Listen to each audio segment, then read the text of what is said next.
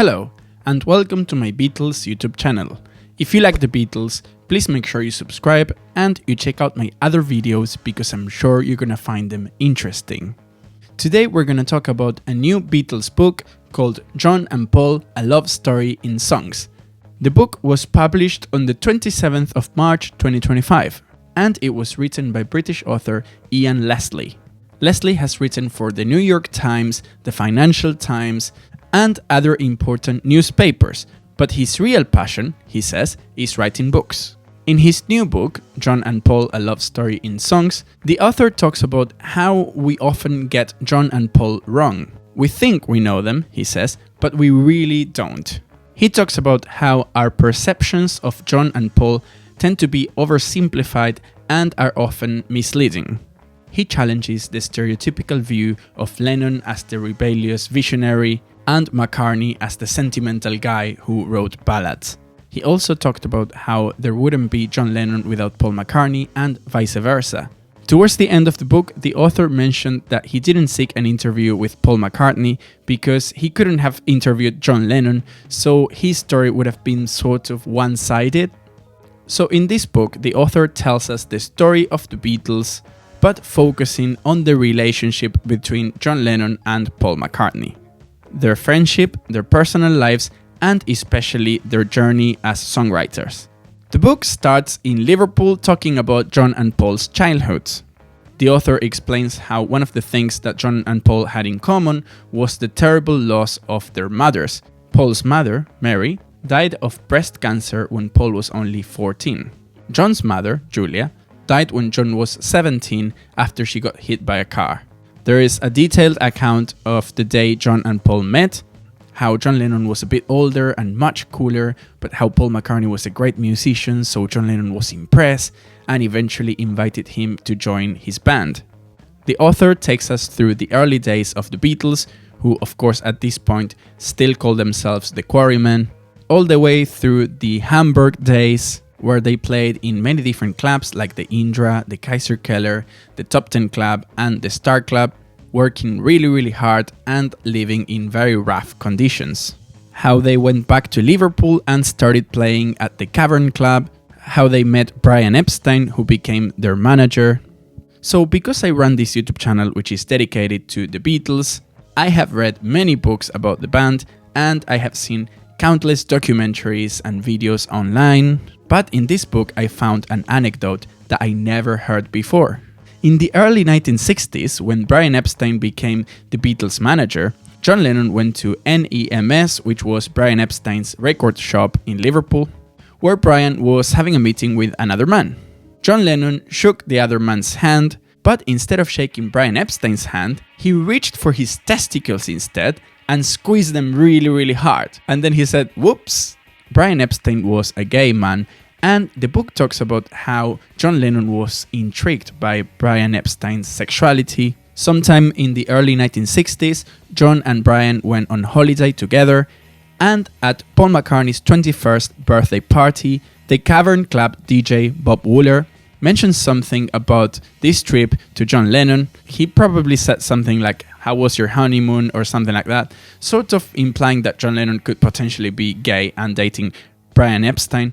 And of course John Lennon didn't like this at all, and he ended up beating up Bob Wooler, who had to be taken to hospital. That was really horrible. Of course he spoiled the party. The Beatles were very pleased when the press didn't make a big thing out of it, because of course it could have easily been the end of the Beatles, who were at this point starting to become quite famous. The book also tells the story of the Beatles' first recording session at EMI Studios in London, which of course we now know as Abbey Road Studios, in which the Beatles recorded their song Love Me Do, and how producer George Martin told Paul to sing the line that goes "Love Me Do" so that John can already start playing the harmonica on the beat, because of course it was John Lennon who used to sing that bit before.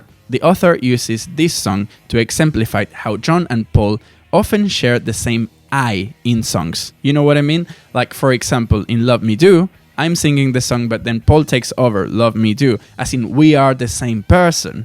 Both Paul and John are the narrators, but we're not two different people, we're just one person. The same thing happens in A Hard Day's Night. John sings most of the lyrics, but when it goes to the bridge, Paul takes over. They're the same person telling the same story. Hi, sorry to interrupt the video. Just a very quick, very important announcement. I published a book. That's right, I published a book. It's called From the Cavern to Abbey Road, a journey through the Beatles' iconic landmarks. In this book, we see the story of the Beatles from the places where everything happened. Some of them are famous, like let's say Abbey Road Studios, and some of them perhaps not so famous, like for example the art gallery where John and Yoko met. I put a lot of work and effort into this book, and it would help me so much if you grabbed a copy. It's available on Amazon all around the world, so if you want your copy, please go to the link in the description.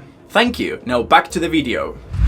The book talks about how when the Beatles started touring, they started spending a lot more time together, and it was because of this close proximity that John and Paul started writing so many songs. They wrote songs in hotel rooms, in buses, in planes. They famously wrote their song Misery in a couple of minutes, instants before the Beatles' performance when they were opening for Helen Shapiro. The author mentions how John and Paul could take ideas from anywhere. For example, the song From Me to You, that was inspired by a newspaper's headline that read From You to Us.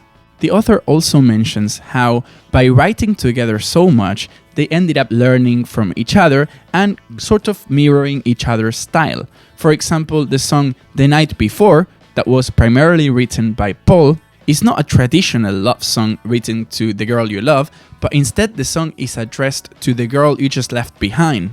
I'm gonna find another girl, which is definitely something John Lennon would have done, but maybe not something Paul would have done if it wasn't for John. Not only did they learn from each other, but they were also constantly trying to outdo each other. For example, when John Lennon wrote Strawberry Fields Forever, a song about a place where he used to play as a child, Paul McCartney wrote Penny Lane, which is a street in Liverpool where they used to change buses, so it's also a song about their childhood. Years later, when Paul McCartney wrote a heavy rock song called Helter Skelter, John had to do it as well, and he wrote Year Blues. There's a chapter about Yesterday. They tell us how Paul McCartney dreamt the melody of Yesterday, he went to the piano and started singing it, how he didn't think he actually wrote the song, he thought he was merely remembering someone else's melody, and he asked everyone he knew if they recognized the melody, but of course nobody did. So in the end he thought, okay, it's probably mine, and then he changed the lyrics, but it took him ages. The author explains how sometimes the Beatles would write a song in 3 minutes, and sometimes they would write a song in 5 months. That was the case of Yesterday, and also Strawberry Fields Forever, that took John Lennon a couple months. The author explains how Yesterday changed everything, because it was the first Beatles song featuring just one Beatle. How producer George Martin even considered releasing the song as a Paul McCartney single, not as part of a Beatles album. But of course they didn't do that. The song was not released as a single in the UK. It was released as a single in America, however, and it went viral, as we would say today. John, of course, was extremely jealous of that, not just because of Yesterday's popularity, but also because of how good it was. But he was, after all, a jealous guy. In the book, they mention how Paul McCartney recalled that John Lennon once told him Here, There and Everywhere was a really good song. And Paul McCartney recalled how he remembers that time because it was very rare for John Lennon to actually compliment Paul on his songs. There are many different chapters of the book titled after Beatles songs, and the book goes in detail about how the Beatles wrote the song, who contributed which part. It is really interesting. I'm not going to go into detail right now because that's what I do on my new series called Song Secrets of the Beatles, in which I analyze every single Beatles song one episode at the time. Then the book gets a little bit sad because obviously we go through the Beatles' breakup, which was nasty. And then the book talks about Paul and John's relationship after the Beatles' breakup, how they wrote horrible songs to each other, like Too Many People or How Do You Sleep. I think especially How Do You Sleep is horrible. It says things like, the only thing you did was yesterday, but how they sort of made up and became friends again, although obviously not as close as they once were. how they used to hang out occasionally when Paul McCartney was in New York City, and how Paul McCartney ended up writing a beautiful song called Here Today after John Lennon was sadly murdered. The whole book is centered in John and Paul's relationship, of course, and the author mentions that even though it wasn't a sexual relationship at all, it was still a romantic relationship. They knew each other for 23 years, and they know each other really, really well. They grew up together and they spent so much time together, and together they created the most beautiful songs ever. My favorite thing about the book, and the book's strongest selling point, is that it's focused on the relationship between Paul and John and how they wrote music together, how they learned from each other, and I've never read any other book that's focused on that. So I would definitely recommend this book to all Beatles fans. Whether you are a casual listener or a hardcore fan, this book is definitely for you. I'm gonna leave a link in the description in case you wanna buy it. If you are too lazy to read the book, don't worry, there is an audiobook as well. I love audiobooks because you can just go for a walk in the park and listen to it. You can listen to it during your morning commute or when you're doing the dishes, whatever. I love audiobooks. So keep in mind that you have that option as well. So this is pretty much it for now. Thank you so much for watching until the end. If you like this video, please give it a thumbs up. You can also follow me on Instagram or Facebook. There is a PayPal link for donations. Of course, every donation will be absolutely appreciated. You can also buy my book. That would actually make me very happy indeed.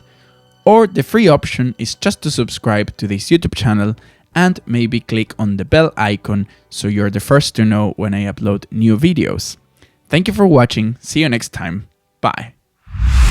Well, I'm afraid that's us run out of time. Oh, I'm really okay. sorry. Oh, So, bye, everyone. thank you very much. Thank you. If I give my heart to you, I must be sure from the very start that you